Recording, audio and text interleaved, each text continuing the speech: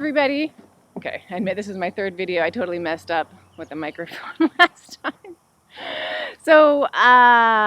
Northwest Permaculture Convergence, I'm so happy that you're doing something online so I can join you from afar. And I'm going to talk a little bit about white person to white person, some anti-racism stuff within permaculture that could be our best practices. And so, got a few things. And one of the big one for me, I mean, I've basically some of it is not concrete stuff, but just like reference points for how to think about things that I found are helpful for me doing this work. And one of them is that I think about the paid work that I get doing permaculture. Let me just fix that a little bit. And think about people of color doing that instead because I want more people of color involved in permaculture. And then like I'm okay with it. There's this kind of, I mean, one, I think there's probably enough permaculture kind of work for everyone.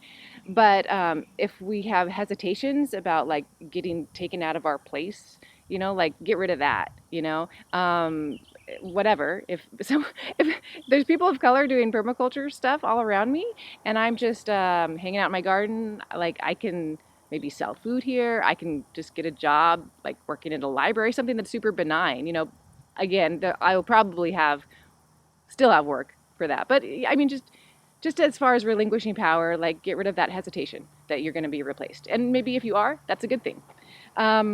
Let's see. Also have a reference point for just like an atrocity that makes it all make sense. For me, it's how the Plains tribes, I mean, a culture that clearly is ready for winter. I mean, in all sorts of ways. Tons of skills, tons of community, tons of redundancy. And the U.S. military came in and just like burned villages. And then people would run away with half their family and then burned villages again. And then massacre. I mean, it's just the massacre goes on and on. And how hard would I be in that situation if I'm a parent, which I am, to just keep my child alive through the night? And so my reference point is actually the amount of children that died of exposure, died of cold at night because of that situation. I mean, can you picture being a parent and trying to keep your child just alive through that night? It's my reference point because like nothing compares to that horror. I mean, like if I'm in a situation, uh, where I'm in a diverse group and I feel like I'm not being heard, or like that's not fair or something, especially if it's like, diverse racial group and I'm white, it's like, just step back a minute. Like, what is fair? Like, okay, so maybe I wasn't heard, or maybe you know, I did an unequal amount of something, or whatever. But it's like, it, it, it, it, it pales in comparison to that reference point. And so pick a reference point for you. I mean, maybe it's just like you didn't watch your father be murdered by police, and you don't have to worry about that. Like there's so many atrocities to choose from, and just I mean, take the news and let it sink in, and then you'll just be a different white person, I guess, if that makes any sense. So anyway, and I use that reference point if because it'll come up. It'll be like, I don't understand, and people don't understand me, and fair, blah blah blah. And that ties into my next point, which is just do your own racial work. And so, yes, know what privilege is. Yes, know what all some of these terms are, but like actively engage in it. And I admit this is kind of a plug because some of my friends and I have an anti-racist book club online, and we could use more members actually. And it's not super structured, but it's just like, hey, like let's do something. Some of us, and there's much more structured things in the Northwest. There's all sorts of resources. So just like engage in some kind of piece of the work that you can do. Um, yeah. And then you'll understand that this is a lifelong process and one that's actually like really good to be a part of. It's really good to learn how to be a better person. It's really good to learn how to have empathy, you know? So, permaculture. Okay. So do work to acknowledge as a very basic point. Wait, I'm going to step back. And as far as I'm talking about anti-racism work, also encourage your white permaculture students to be doing it. In the ethics module, right off the bat, starting PDCs, I really like to encourage and do the step forward, step back, or sometimes it's called the privilege walk. You could just find it on YouTube and do some derivation of that. And I think it helps set the tone. I mean, people, at first I was like, are people going to hate this? But people like it because it's, even if they're in the back. Actually, maybe especially if they end up in the back, then it's like this visual representation to the rest of the group is like, I had to work a lot harder to be here than you people in the front. And so people really appreciate, and it's something concrete that you can do with ethics because sometimes that's an ethereal thing to teach anyway. So acknowledge, going through the PDC, all of the curriculum, one, acknowledge. So it's like, I read Bell Mollison's autobiography. It was just like so frustrating. He doesn't acknowledge where a lot of this stuff comes from. I mean, he talks so many pages about other things. And so if anyone who's watching this in Australia, who was with David Holmgren, if you're watching this, like, how do we start to piece together acknowledgement of all of the different pieces of the permaculture curriculum? And yes, I know it's pan-global. Yes, I know a lot of the techniques were used in different places, but why? I mean, we get the criticism that permaculture is unjustly using indigenous skills for a reason. I mean, it's not like, why are people saying that? It's because it's like, yes, like humans have been doing this thing and we are part of the human race that has also been doing this thing, but it doesn't take that much work, I think, to go through and like, okay, this came from here, or these people are known for it, or these people have an exceptional way of doing it. And then those people who created whatever it is, like, where are their descendants now, and what are their descendants working on? Are they still struggling against colonialism? Because that's a problem, especially if myself, am benefiting from the permaculture curriculum. So it's like there should be a sister program to a PDC where it's like at every stop where we can acknowledge something, like, what do those people need? Do they need money?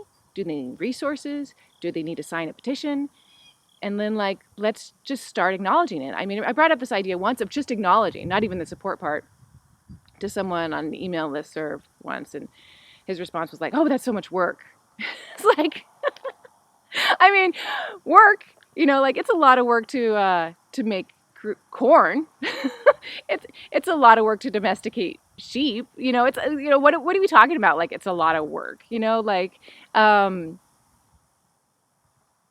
so just like, this is the time. It was actually really interesting for me to see in the current manifestation of Black Lives Matter and in 2020, which is where I'm speaking now, is that my parents' church stepped up way big time. Every congregation, like, read this book, like, do these book clubs, do this work, right? And permaculture, like, we haven't stepped up. We haven't. And so, at least in this country, I mean, we're trying. I mean, there's like, I will plug Permies United is a Facebook group that was formed after the North American Permaculture Convergence to kind of push forward the People of Color Caucus requests, but it's not very active. And I have some friends who are working on like an anti-racism training for permaculturists, and I think that's going to be really awesome. And so if you want to donate money or organize the donating money or write grants, like, cool. There's all these things we can do, and now is the time to step up. And let's see, what am I at? 8 minutes. Okay, so using the word we, I just want to point out how that can be very racist. And personally, that's how I started to, like, understand, is the first time I was really called out on my racism as a white person was when I was describing permaculture to a Black woman. And she had asked, blah, blah, blah. And at that point in my life, I kind of described it as like, well, we, in our culture, we don't really know how to grow food anymore, and we don't really have the skills for this and this and this. And she's just like, who are you talking about? I was like, right. I grew up Kelda, white, in a suburban setting where, like, my family didn't have to know how to grow food. They knew a little bit, but it was like an interesting project for me, a privilege. Whereas, like, what she was saying in that, who are you talking about, is like, there's a lot of people who grow food not as like some fun project, but because it's a necessity, and have skills, not because it's some fun project, but because it's a necessity. And so when you use the word we in that setting, you're just othering people, and it's, I mean, just watch it. I mean, there's a lot of racist things people can say that are bigoted and things, but, like, how I see it manifesting a lot in permaculture is that little tiny word we. So, okay, and then what does actual collaboration look like, And so it's not just like, how do we, right, invite more people of color into our permaculture projects? Why aren't they there? Because I mean, there's a lot. I mean, one, do your own racial work because you might be pissing people off, and you might need to change because the people don't want to work with you. And then two, it's like who gets to ask that question, and who gets to decide, and who gets to decide what the room is, and who gets to decide what the table looks like. And so it's not just like, oh, we need more different kinds of people. It's like white people got to step back to like this whole thing is going to be different. And one way to think about it, because at a certain point, doing any kind of sincere work like this, you have to get back to a kind of selfish place, which is like, I'm bored. I'm bored of hearing from white permaculturists about their opinions about all sorts of things. I want something more interesting. I'm bored of having mostly white friends. Like, I want to engage on a deeper level than that. And so that's my selfish motivation, is I want it to be more fulfilling for me. And I think that'll be better for the planet and better for all of us too. I want to relinquish that power of me talking. And and I think for me, that's also a reference point too, is there's like a lot of stuff about the word ally and othering. Yeah, it's complicated, like whatever. My reference point is like, I want to be a good friend, right? Do you want to be abusive to your friend? Like, no. Do you want to like put them down? No. Do you want to like, center yourself? No. So it just comes back to this very simple, like, are you being a good friend? And for other people in permaculture projects, like, not just friend, but like I want to see what they want to create. And it might not be what we think of as permaculture now, this word that's like 40 years old or whatever. It might be some new awesome thing. And so it's kind of like relinquishing like our job, like relinquishing the idea of like what it is now that we love so much. And obviously, like, there's things that like, we combine love for the planet, combine love for people, combine love for the future, and we're going to get something awesome, right? So anyway, I could keep going and going, trying to keep it short. And yeah, I've got I'll just stop. Okay, thank you, everybody.